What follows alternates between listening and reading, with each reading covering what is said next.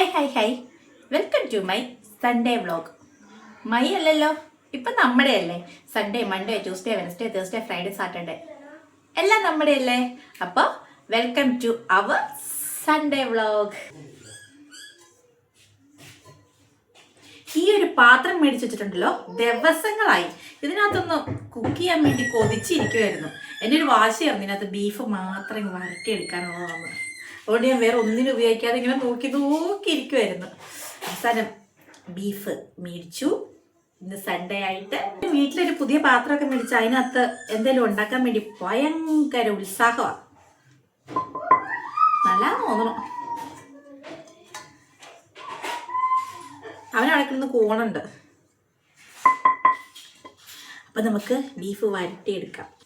അതിന് വേണ്ടത് സവാള, ഇഞ്ചി, പച്ചമുളക്, തക്കാളി. ഇതൊക്കെ അരിഞ്ഞെടുക്കൽ വേറൊരു ടാസ്കും. ഓരോരുത്തരുടെ വീഡിയോയിൽ ഇഞ്ചി ചേർക്കുക, സവാള ചേർക്കുക എന്നിങ്ങനെ അരിഞ്ഞരിഞ്ഞ് വെച്ചേക്കണ കാണുമ്പോൾ നല്ല രസമാണ്. പക്ഷെ ഇത് ഇവർ തന്നെ അരിഞ്ഞ് നേരത്തെ സെറ്റ് ചെയ്ത് വെച്ചേക്കണാണല്ലോ എന്ന് ഓർക്കുമ്പോൾ എൻ്റെ ദൈവമേ, വേറെ ആരെങ്കിലും അരിയാനുണ്ടായിരുന്നെങ്കിൽ എന്ന് ഓർത്തു പോകും. എന്നാണേലും ഇവിടെ ഞാൻ മാത്രമേ ഉള്ളൂ, ഞാൻ തന്നെ അരിഞ്ഞെടുക്കണം. അപ്പം നമുക്ക് അരിഞ്ഞെടുക്കാം. അപ്പം ഇത്രയും സാധനം അരിഞ്ഞെടുക്കണം. വീട്ടിൽ നിന്ന് ഇടിച്ച് പറ്റിക്കൊണ്ട് വന്ന ഞാനിങ്ങനെ പറിച്ചോണ്ട് പോന്ന ഇത്രയുള്ള തെങ്ങായിരുന്നു. ഇത് ഞാൻ എന്നിട്ട് പിരിച്ച് പറിച്ചെടുത്തോണ്ട് പോകുന്നു. അങ്ങനെ കൈവടക്കോട്ട് തലതക്കോട്ട് എന്ന് പറഞ്ഞ പോലെ പരപരാന്ന് ഞാനിങ്ങ് വേഗം അരിഞ്ഞെടുത്തു കേട്ടോ. നല്ല തഴക്കവും വഴക്കവും ഉള്ളത് കൊണ്ടും നമ്മുടെ നിത്യജോലി ഇതായതുകൊണ്ടും ഒരു കുഴപ്പമില്ല കേട്ടോ. കണ്ണിനൊന്നും കണ്ണില്ലെങ്കിലും കുഴപ്പമില്ല. പിന്നെ നമ്മുടെ പുതിയ പാത്രം എടുത്ത് അടപ്പത്ത് വെച്ച് ആവശ്യമുള്ള സാമഗ്രികളൊക്കെ അടുത്തടുത്തെടുത്ത് വെച്ചു കേട്ടോ. എണ്ണ ഒഴിക്കുന്നു, കടുകിടുന്നു, പൊട്ടിക്കുന്നു. അതിനിടയ്ക്ക് കുരുമുളക് പൊടി നോക്കിയപ്പോൾ ഇല്ലായിരുന്നു കേട്ടോ. അപ്പോൾ വേഗം ഇച്ചിരി കുരുമുളക് എടുത്ത് ഞാൻ മിക്സിക്കകത്തേക്ക് ഇട്ട് അങ്ങ് പൊടിച്ചിങ്ങെടുത്തു. കടുക് പൊട്ടിക്കഴിഞ്ഞപ്പോൾ ആദ്യം നമ്മുടെ തേങ്ങാക്കൊത്തങ്ങ് ഇട്ട് കൊടുത്ത്, തേങ്ങയായില്ല, ഇളവൻ തേങ്ങാക്കൊത്തങ്ങ് ഇട്ട് കൊടുത്തേ. തേങ്ങാക്കൊത്ത് ഇട്ട് കൊടുത്ത് നന്നായിട്ടങ്ങ് ഇളക്കിയിട്ടോ. അതൊന്ന് മൂത്ത് കഴിഞ്ഞപ്പോൾ സവാള ഇട്ടു. സവാള ഇട്ട് കഴിഞ്ഞാൽ നേരെ ഉപ്പ് ചേർത്തങ്ങ് ഇളക്കിക്കോണം. നന്നായിട്ട് വരട്ടിയെടുത്തോണം. അതിനിടയ്ക്ക് യാദൃശ്ചികവശാൽ അലമാരി തുറന്നപ്പോഴത്തേക്ക് എൻ്റെ ഗുലാബ് ജാം ഇരിക്കണം കേട്ടോ. മടക്കം 2-3 എണ്ണം എടുത്തങ്ങ് തട്ടി. സവാള നന്നായിട്ട് വഴറ്റി കഴിഞ്ഞ് ശക്കല ഇഞ്ചി വെളുത്തുള്ളി പേസ്റ്റും കൂടി ഇട്ട് കൊടുത്തിട്ടുണ്ടായിരുന്നേ. ഇതെന്നാന്ന് മനസ്സിലായോ? ഇതാണ് ഇടനേല. നമ്മൾ പൂച്ചയപ്പൊക്കെ ഉണ്ടാക്കാൻ എടുക്കണ ഇല. അപ്പോൾ ഇത് ശകലം കീറിയിട്ടുണ്ടല്ലോ, ഇറച്ചിയൊക്കെ നല്ല ടേസ്റ്റ് വയ്ക്കും. അപ്പം നമുക്കിത് പിച്ചിക്കീറിയിടാം.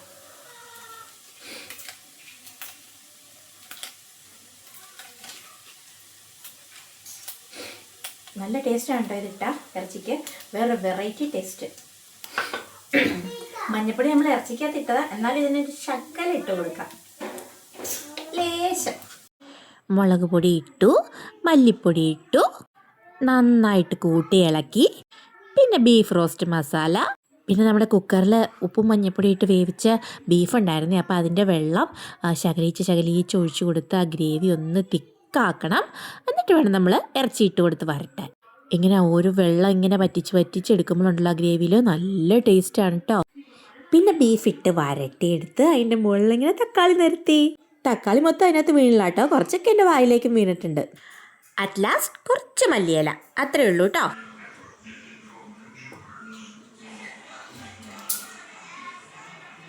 എന്ത് മുടി ഉണ്ടായിരുന്ന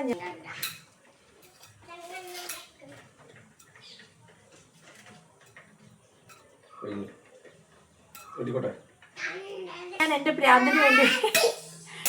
ഭ്രാന്തിന് ഒരു ഓളം കയറിയപ്പോൾ ഞാൻ ചുമ്മാ ഇങ്ങനെ ഫ്രില്ലോട്ട് ഇടാന്ന് ഓർത്ത് വെട്ടിയതാട്ടോ. ഇവിടെ വരെ കിടക്കുമെന്ന് ഓർത്തത്, പക്ഷെ നടന്നില്ല, കയറിപ്പോയി. വെട്ടിക്കോ റെഡി. ഇങ്ങനെ പിടിച്ചിട്ട് ശരി, ഇങ്ങനെ വിട്ടു.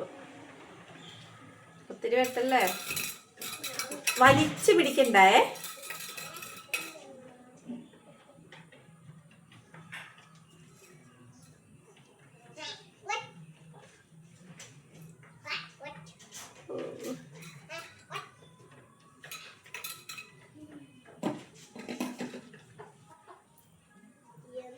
വെട്ടിയോ? ഇത്ര വെട്ടിയുള്ളോ? ഞാനൊന്നും ചെയ്തില്ല.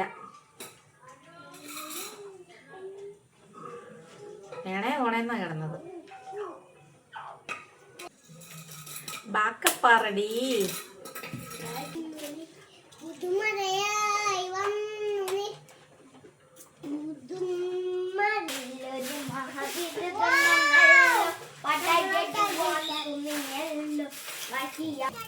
ഞാൻ പോയി ഇച്ചിരി വെള്ളം എടുത്തോണ്ട് വരാം.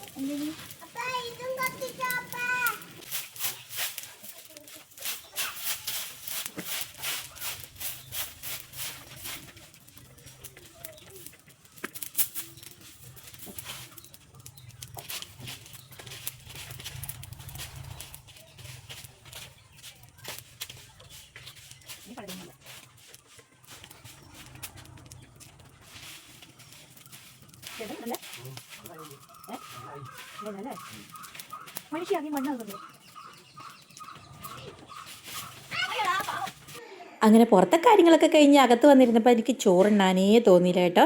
ഞാൻ അവിടെ മിച്ചറിരിപ്പുണ്ടായിരുന്നു, അത് ഇങ്ങ് തുറന്ന് മണ്ടമണ്ടാന്നങ്ങ് തിന്നു.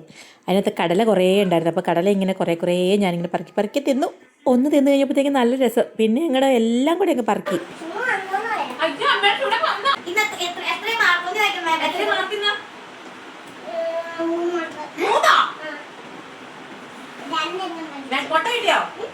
മുട്ട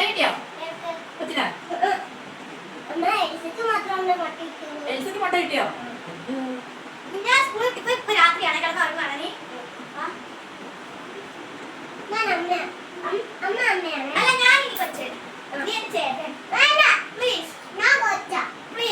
അങ്ങനെ മിച്ചറൊക്കെ തിന്നോണ്ടിരുന്നപ്പോഴാട്ടോ ദേ ഈ കാര്യം ഓർത്തത്. എനിക്കറിയാൻ മേലാത്തൊരു പരിപാടിയാണ് ഈ സാരി ഉടുക്കൽ. കാരണം എനിക്കറിയാൻ മേലാത്തതുകൊണ്ട് എനിക്ക് സാരികളും അങ്ങനെ ഇല്ല. അപ്പോൾ നമ്മൾ 2 സബ്സ്ക്രൈബർ പിള്ളേർ പറഞ്ഞു ചേച്ചി സാരി ഒന്നെടുത്ത് ഒന്ന് വരാമെന്ന്. അപ്പോൾ അവർക്ക് വേണ്ടി മാത്രം സാരി ഉടുത്താണേ. കൊള്ളൂല്ല, എനിക്കറിയാം. അപ്പോൾ അത്രയേ ഉള്ളൂ. Tata bye bye. Okay, see U.